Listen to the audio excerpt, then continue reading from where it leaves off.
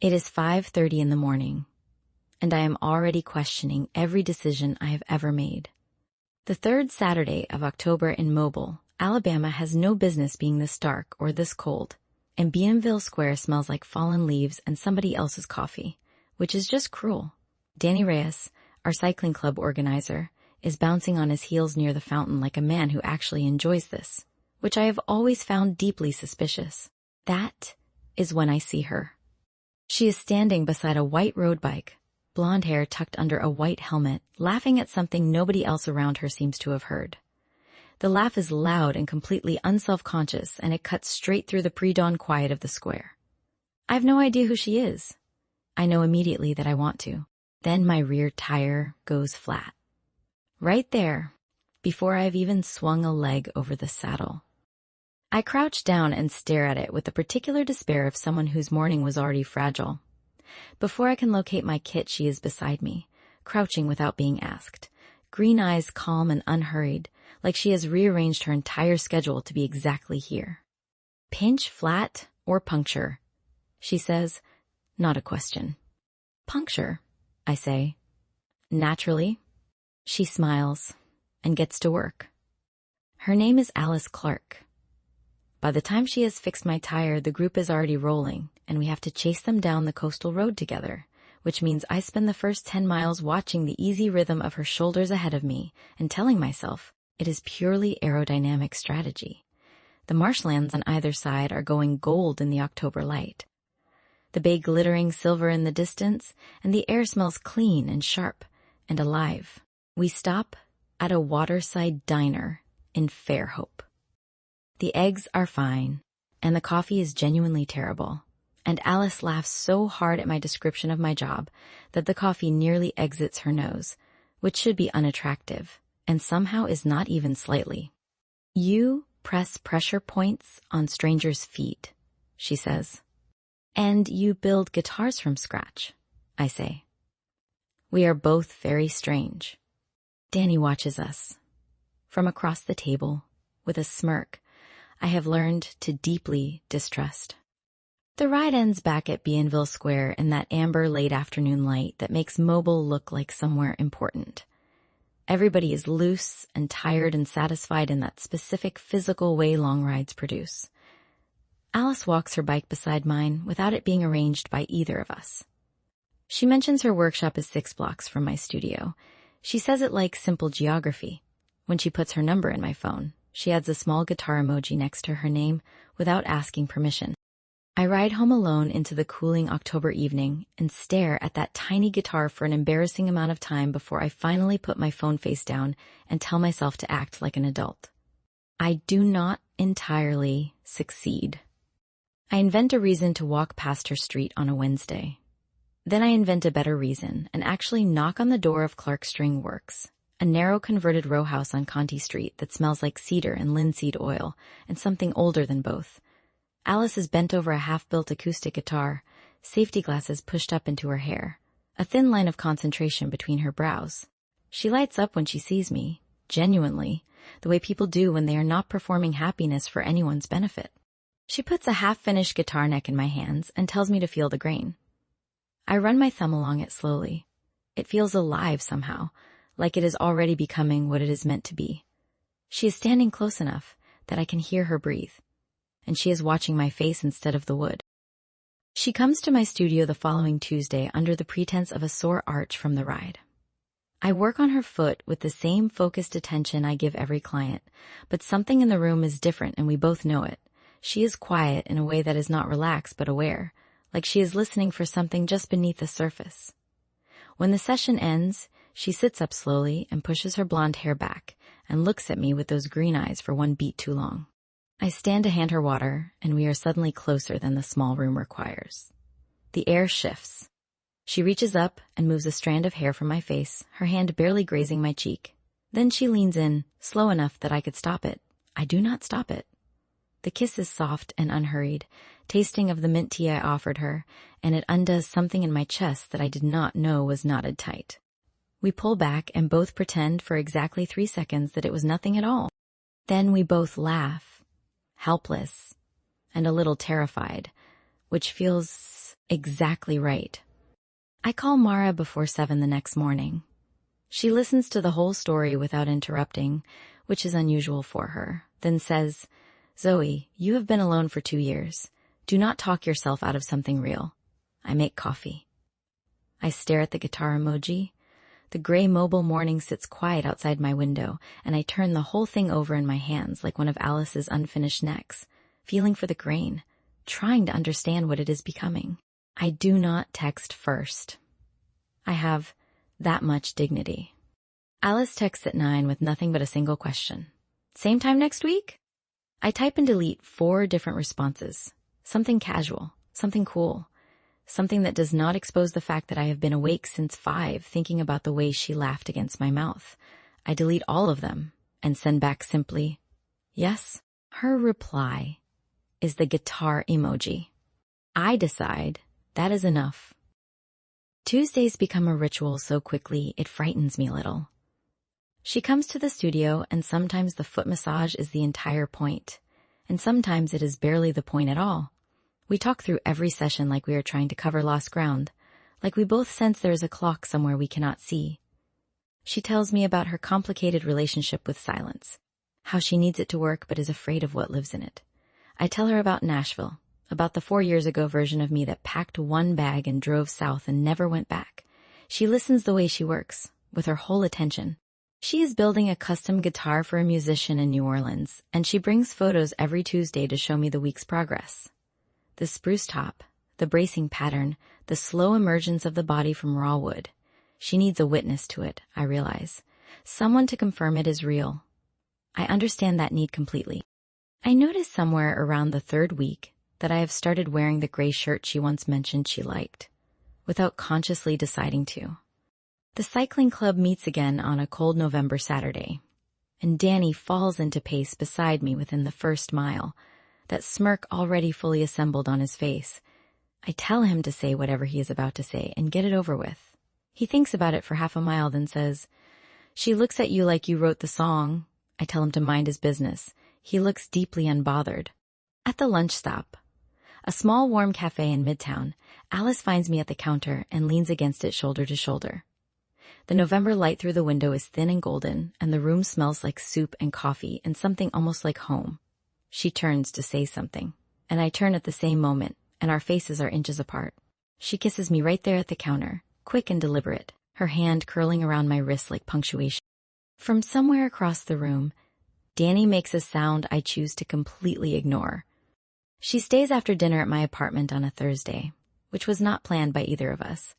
We sit on the floor with wine and a record turning low. She has brought a small parlor guitar she is testing, and she plays while I sit with my back against the couch and let the sound fill the room. The music moves through the apartment like warm water. Outside, Mobile's autumn rain works its way through the streets, steady and unhurried. At some point, the playing stops, and the rain is the only sound left. What follows is soft and quiet and entirely ours, wrapped in the smell of cedar that always seems to cling to her. Afterward, I lie still and listen to her breathe beside me and feel something settle deep inside me, like a stone finding the bottom of a clear river. The guitar emoji glows on my phone screen from across the room. I smile at the ceiling and let the rain do the rest. The rain that felt so gentle on Thursday turns cold and mean by the following Tuesday. I am walking from my studio to meet Alice for dinner, 2 blocks away on Dauphine Street, when the argument erupts from the alley beside the old pawn shop. 3 men, raised voices, then the sharp crack of something breaking against brick. I freeze on the sidewalk like a woman with no survival instincts whatsoever. A 4th man steps out of the shadow with the particular stillness of someone who has never needed to raise his voice to be the most dangerous presence in a room. He pins the youngest of the 3 against the wall and says something low and final that I cannot hear from where I stand. Then he looks up. His eyes find mine across the wet sidewalk with an accuracy that feels deliberate. We hold that look for 4 full seconds. He smiles slowly, like he is filing something away. I turn and walk the remaining 2 blocks to the restaurant and feel that smile on my back the entire way. I do not tell Alice over dinner. I tell myself it is because I do not want to ruin the evening, which is partially true. The fuller truth is that naming it makes it real. 2 days later, an envelope appears under the studio door. No stamp, no name. Inside is a single index card. The handwriting is neat and unhurried. You did not see anything. Keep it that way. I sit in my treatment chair with that card in my hands for a long time and listen to the street outside like it might explain itself. Mara tells me to go to the police immediately and uses language that would surprise people who do not know her well. I go. A tired detective named Holloway takes my statement in a room that smells like old coffee and fluorescent light. He writes down the name Ray Sutton without me finishing the description and looks up at me with eyes that have heard this particular story before. He tells me to be careful. He says it the way people say it when careful is the only thing left to offer. I start canceling Tuesdays. I tell Alice I am overbooked. The first time she accepts it. The second time there is a pause on the phone that lasts just a half second too long. On a Wednesday, she appears in my studio doorway unannounced. Wood dust on her jacket, blonde hair loose, green eyes holding something that is worse than anger. It is patient hurt, which is so much harder to face. Tell me what I did. She says, nothing. I say, you did nothing. She crosses the room and takes my face in both hands and kisses me with a quiet ferocity that makes my careful distance feel suddenly ridiculous and small. Her hands are steady, the way they always are, the hands that build things from raw material and make them whole. Stop disappearing, she says against my mouth. I am not going anywhere. I look at her for a long moment, and then I tell her about the envelope. Her green eyes go very still, and the room feels smaller than it did a moment before. After I tell Alice about the envelope, she sits down in my treatment chair and goes very quiet in the way that is not empty but full, the way she gets when she is working out the grain of something difficult. I stand by the window watching the street below and feeling simultaneously relieved and terrified that she knows. She asks 2 precise questions. She asks what Holloway said exactly, and she asks if Ray Sutton knows where my studio is. I realize, standing there by the window, that the answer to the second question is almost certainly yes, and that understanding moves through me like cold water. He walks in on a Friday afternoon 4 days later, alone. He sits in the client chair like he has an appointment, like he belongs in every room he enters, which is the most unsettling quality a person can possess. He is polite the entire time. He says he heard I spoke to the police, which he finds disappointing. He says he builds things and tears things down with equal patience. He lets that sit in the air between us for a moment, then stands, straightens his jacket, and walks out. The whole visit lasts less than 4 minutes. I call Alice before I call Mara. That surprises me even as I am doing it. She arrives in 12 minutes, still in her workshop apron, and she does not say anything immediately when she comes through the door. She just puts her arms around me and holds on with those steady builder's hands and lets me breathe. What I do not know is what she does that same afternoon after she leaves.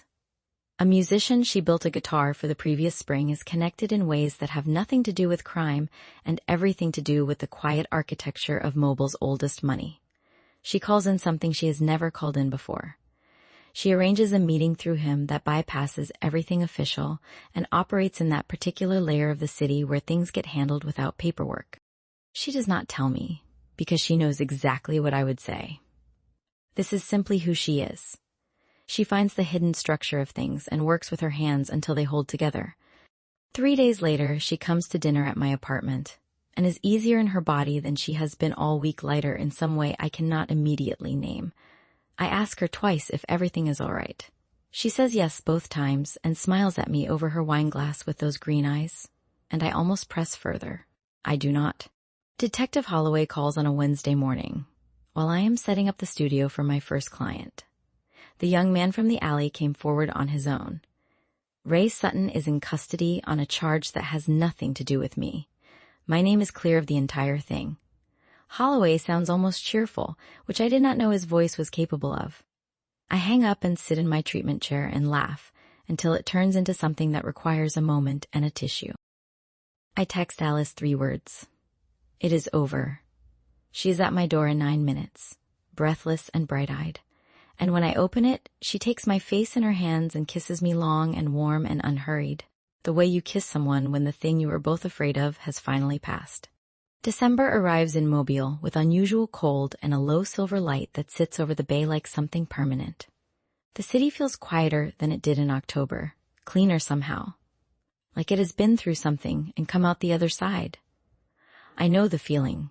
Alice finishes the New Orleans guitar on a Tuesday, which feels appropriate. She calls me that morning and asks me to come to the workshop for the final stringing.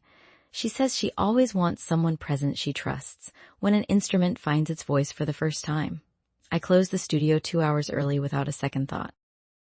I stand beside her at the workbench while she brings it to tension, string by string, the room filling with incremental sound the way a room fills with light when someone draws the curtains back slowly. The guitar is beautiful in the way that things made entirely by hand are beautiful, carrying the evidence of every decision in its surface. When she plays the first full chord, the whole workshop seems to vibrate with it, the walls and the wood and the air all answering at once. She sets it down and looks at me and across the room without being asked. The kiss is long and easy and full of everything the last 2 months have carried.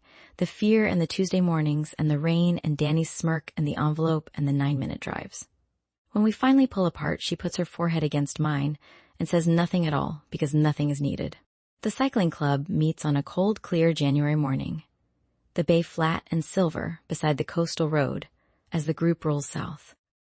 Alice rides next to me this time, not ahead and not behind, and the difference feels significant in a way I could not entirely explain to someone who has not been paying attention. Danny falls back within the first mile and gives us the road, which is genuinely the most gracious thing he has ever done. I make a mental note to tell him so. We stop at the same waterside diner in Fairhope, where we had terrible coffee on the first ride. The coffee is still terrible. We are the only two from the group at a window table, and the bay sits silver and still behind her, and the winter light falls across her blonde hair and her green eyes, and I think about the flat tire and the pre-dawn square and how none of this was planned by anyone. She wraps both hands around her mug and looks at me steadily and says, "You know I'm keeping the Tuesday appointments." I say, "That is extremely professional of you." She reaches across the table and kisses me softly in the window of that diner, while the bay does nothing but hold still and reflect the sky. Spring is still weeks away, but I can feel it building the way you feel a string about to sing before you pluck it. My studio calendar has Alice's name on every Tuesday. Her workshop has a photo on the wall now. Danny took it on the January ride, the two of us laughing into the cold wind on the coastal road, my gray eyes and her green ones both squinting into the same light. The flat tire that started everything is framed small beside it, a private joke that belongs entirely to us. I used to think Mobile was a city I stopped in on my way to somewhere else. I understand now it was always the destination. The road brought me here. She is the reason I stayed.